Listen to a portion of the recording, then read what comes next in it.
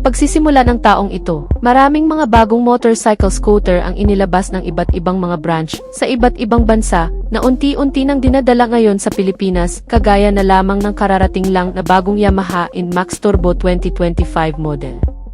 Hindi pa man masyadong nasisilayan ng marami ang bagong modelong ito, ay may mga bagong motorsiklo pang inilabas ngayong taon ng iba't ibang mga brand na mas maganda pa raw sa Yamaha NMAX, at yan ang iisa-isahin natin ngayon. Ang mga motorsiklo na siguradong mapapabilib ka na lang sa ganda ng mga format, mga katangian na dinadala ng mga ito, kasama ang mga kabuang presyo ay aalamin natin.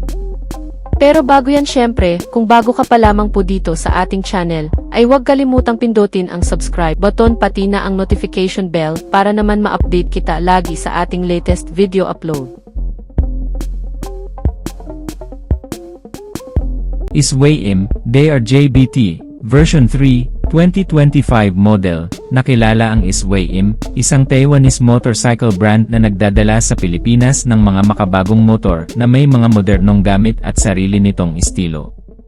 Ang manufacturer ang isa sa mga pinagkakatiwalaang brand ng ibang mga motorcycle enthusiast na naghahanap ng hindi lamang sa matibay, maporma din na klase at mas kumpleto pa sa gamit. Ang bagong motor na ito ang ikatlong bersyon simula nang ipinakilala ang pangalawang bersyon nito noong year 2022. Napaka-unique ng disenyo nito kung ikukumpara sa marami, maging sa unang bersyon nito. Pero nagdadala pa rin ng modelo ng mas makabago at modernong teknolohiya, gaya ng LED projector type na headlamp na ipinares sa kakaibang disenyo nito na parang out of this world. Meron itong TFT display instrument meter cluster na magbibigay ng malawak na impormasyon, access connectivity sa rider na makakagamit. Ang mas pinagandang motor ay nilagyan pa ng naka-naked handlebar, isang keyless ignition system at dalawang mga safety features gaya ng traction control at anti-lock braking system na naka-dual channel. Naka-all-LED lighting system mula sa harap at likod, at isang single-sided shock absorber sa likuran na may kasama pang coil spring. Malapad ang gulong nitong DRJ, isang signature nito para magbigay ng balance at magandang stability lalo na sa mga pakurbadang kalsada. Ang futuristic na katangian ay ipinares sa futuristic na itsura nito. Kaya sobrang compact talaga nito na pinapagana pa ng isang 160cc engine na may 4-stroke, 4 bulbs, liquid-cooled, at fuel-injected type na fuel supply. Kasama ang automatic type transmission na gumagawa ng 14.5 horsepower sa kada 8,000 RPM at 15.4 Nm of torque naman sa kada 6,500 RPM. May fuel tank capacity ito na 7.4 liters para bigyan ka ng mahabang biyahe sa fuel consumption na 45 km per liter. Ang kabuang bilis nito ay umaabot ng hanggang sa 120 km per hour. At bibigyan ka ng mas balance, komportableng biyahe sa pamamagitan ng magagandang suspensions, brakes, at tires na ikinabit sa modelong ito. Bukod pa riyan ay nilagyan din ito ng mga convenient features, gaya ng isang USB port charging system, mga console packet, at isang malawak na underseat compartment storage para sa mga gamit. Itong bagong Isway-im, DRJBT version 3 ay may kabuwang seating height na 803mm, wheelbase size na 1,380mm, at tumitimbang ng 135 kg. Originally made sa bansang Taiwan, ang motor at inilabas na sa iba't ibang bansa sa Asia. Inaasahang makarating din sa Pilipinas itong bagong DRJBT version 3 na nagre-range sa estimated price mula sa 125,000 hanggang sa 160,000 pesos. Italjet Speeder 125, ang mala-sporty concept na disenyo na sinamahan ng dual sport na stilo ay binubuo ng isang makapangyarihang motor na bago mo pa lamang din siguro makikilala. Itong bagong Italjet Speeder 125 2025 model ay idinisenyo para magbigay ng kapana-panabik na biyahe sa on and off-road na may kasamang flexibility at very sporty. Ang motor ay naglalaman ng mga katangian mula sa pamana ng Italian brand na may kasamang matapang na itsura at napaka-futuristic pa. Binubuo ang mga body cladding, fairings at mga frame nito mula sa mga big bike chassis para magbigay ng katatagan sa mahahabang biyahe. lalo na sa malulubak na kondisyon. Ang front telescopic fork suspension na sinamahan ng monoshock absorber, malapad na gulong, at matitibay na chassis ay bibigyan ka nito ng magandang handling at stability. Itong motor ay sinamahan din ng mga safety and security features gaya ng smart key ignition system na may anti-theft alarm, dual-channel anti-lock braking system na may kasamang front and rear brake disc type, hazard lamp system, pass switch at nilagyan na rin ng isang traction control. Nakadisenyo pa ang mga gulong nito para sa kahit saang klase ng kalsada, maging ang matibay na suporta ng chassis at suspensions nito para bigyan ka ng ligtas at komportabling biyahe sa araw-araw. Nilagyan ng motor ng malaking sukat sa buong body figure, dala ang makakapal na cover, garnish at naglalakihang mga body cap. Kaya naman tumitimbang din ng mas mabigat na umaabot ng hanggang sa 140 kg. Ngunit nadadala ng isang hindi kalakasang makina na may 100 cubic centimeter na displacement sa engine at may kasamang 4-stroke, single overhead cam at 4 bulbs. Bibigyan ka nito ng magandang performance sa tulong ng CVT type na transmission na kayang gumawa ng 11 horsepower at 12 Nm of torque na may kabuuang bilis nitong modelo na nai-rate sa hanggang 110 km/h. Meron itong fuel tank capacity na 9 liters at kumukonsumo ng 40 km/liter. Pagdating sa iba pang mga feature, nilagyan din ito ng mga modernong gamit gaya ng mga naka-LED type na klase ng mga ilaw nito, mula sa harap at likod kasama ang TFT display, instrument meter panel cluster, na magbibigay ng maraming impormasyon at access sa mga magmamaneho nito. Sinamahan pa ng USB charging system, engine side stand kill switch, pass switch, at engine check warning. Ang mga magpapakomportable naman sa'yo habang nagmamaneho ay ang malapad na upuan nito na may karugtong pang-upuan na para sa pasahero, mga console pocket at isang malawak na underseat compartment storage. Ang seating height nito ay may sukat na 800 mm at may ground clearance na 130 mm.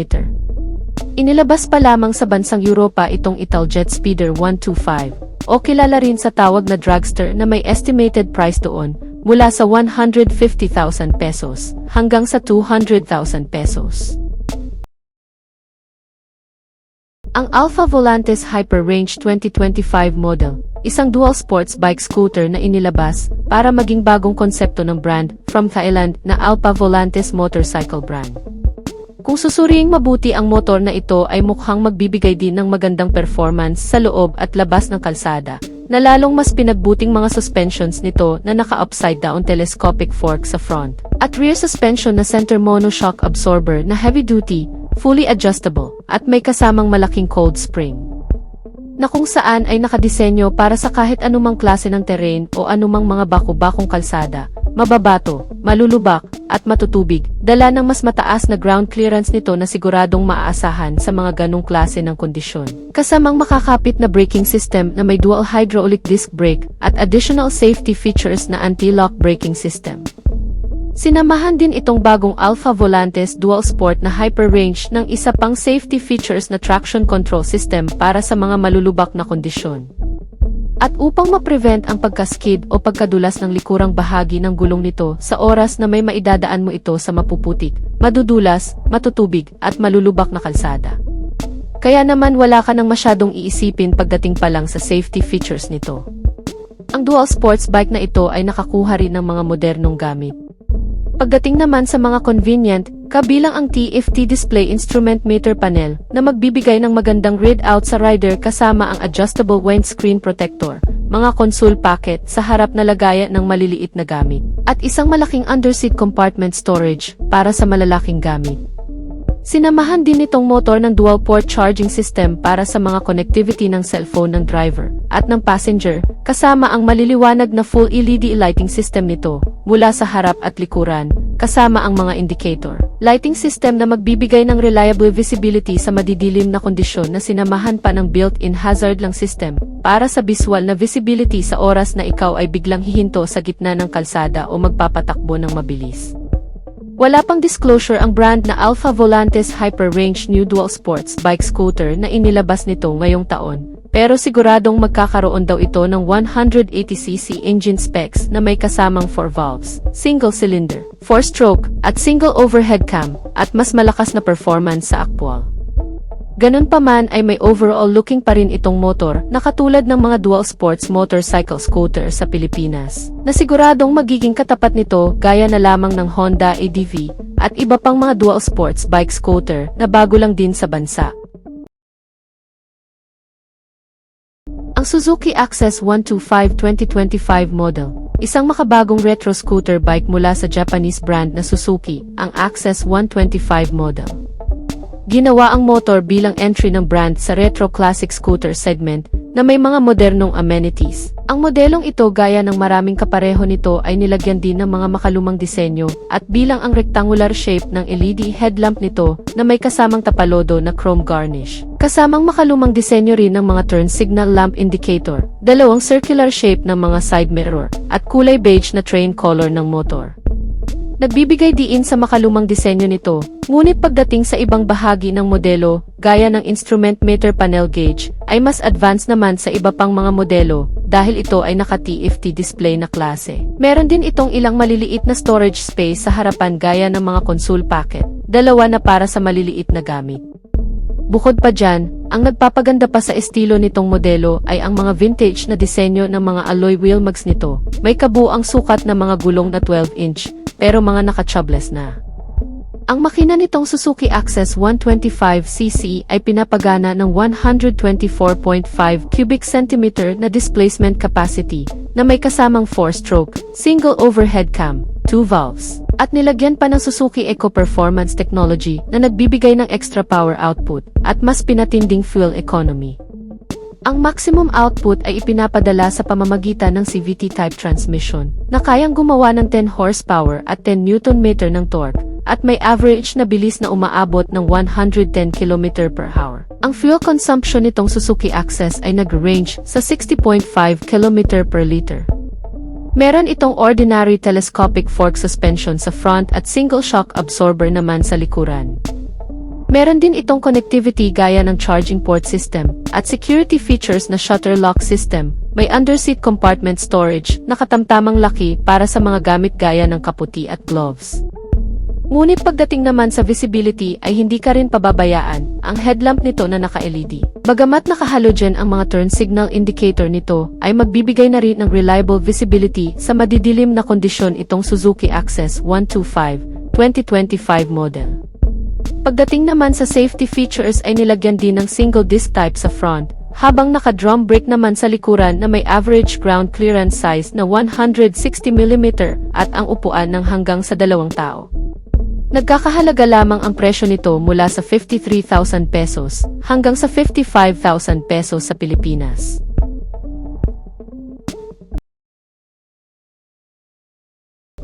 Hero Motocorp Zoom 125, isang bagong commuter mula sa Indian manufacturer. Ang modelong ito ay magbibigay daw ng mas maaasahang biyahe at mas compact na kagamitan sa mura lang nitong presyo. May sariling design, ngunit may pagkakatulad sa ilang mga nakasanayan na, gaya ng pagiging convenient comfort at mas madaling paganahin. Pinapagana itong motor ng 125 cubic centimeter na displacement capacity na may kasamang single-cylinder, 4-stroke, at air-cooled type na cooling system. Ang fuel supply system nito ay fuel-injected na nakakonect sa isang CVT-type transmission na kayang magpalabas ng 9.92 horsepower sa kada 7,500 RPM at 10 Nm of torque naman sa kada 6,000 RPM. Ang front external design ng modelong ito ay inspired sa Falcon na may animoy matapang na itsura dala ng pinahusay na disenyo ng LED headlamp na may kasamang daytime running light. Kaya naman ang aerodynamic at physical appearance nitong motor ay mas naging unique sa ilang mga kasabayan.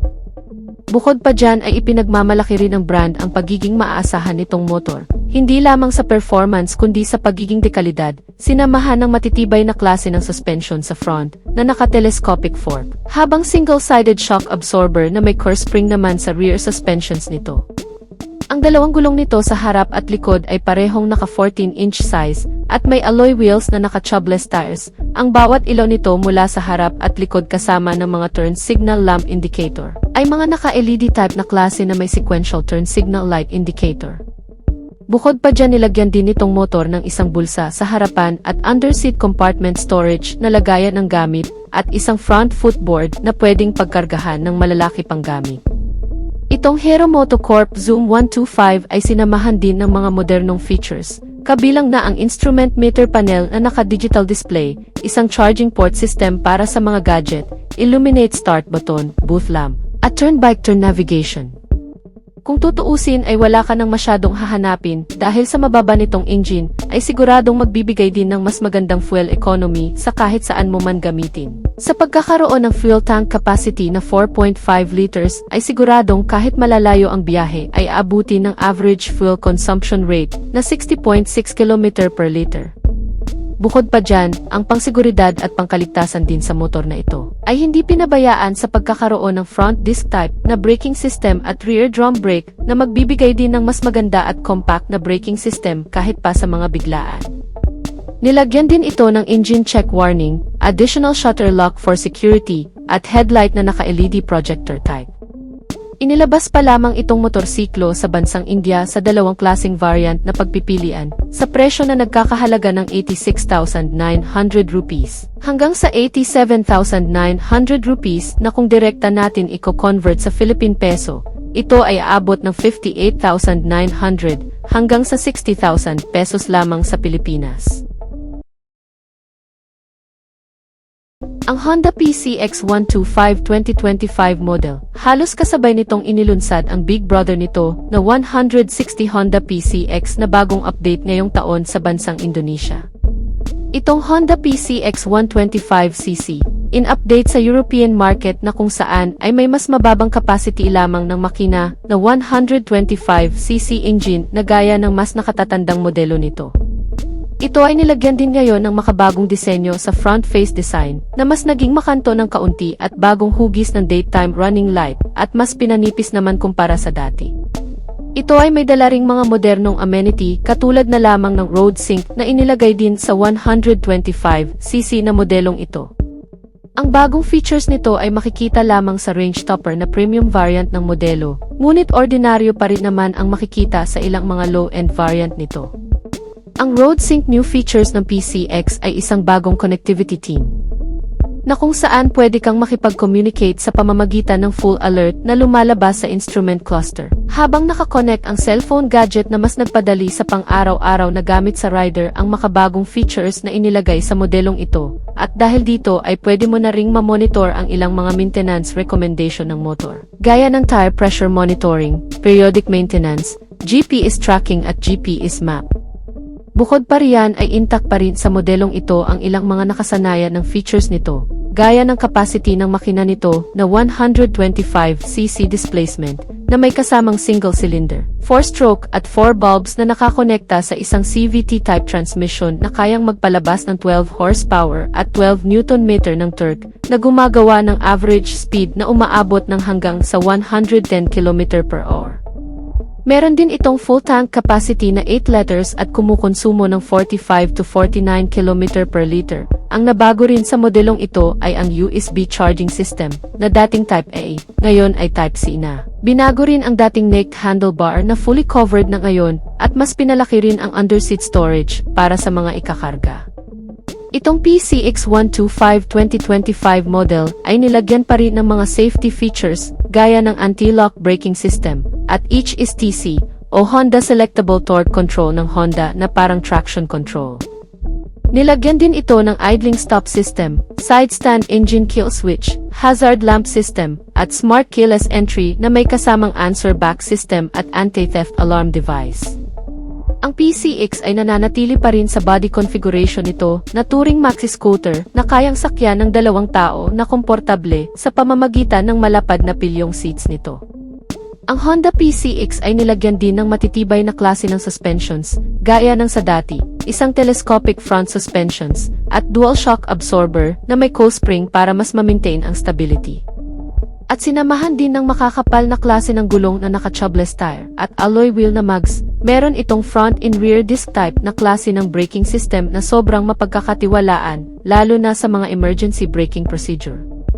Ang PCX, mula sa dating disenyo ay nananatili pa ring may magandang aerodynamics at nananatiling number 1 sa puso ng Honda motorcycle lover. Itong Honda PCX 125 2025 model ay inilalabas pa lamang din sa European market na kung saan ay nagkakahalaga sa estimated price na 200,000 pesos. So yan na muna ang ating latest news and update mga ka-Wizard Moto. At kung bago ka pa lang sa ating YouTube channel, ay huwag kalimutang mag-subscribe. Sa ating mga solid subscriber ay maraming salamat sa inyong walang sawang pagsuporta. Antabayanan lang ang ating susunod na video upload. Ride safe and God bless as always.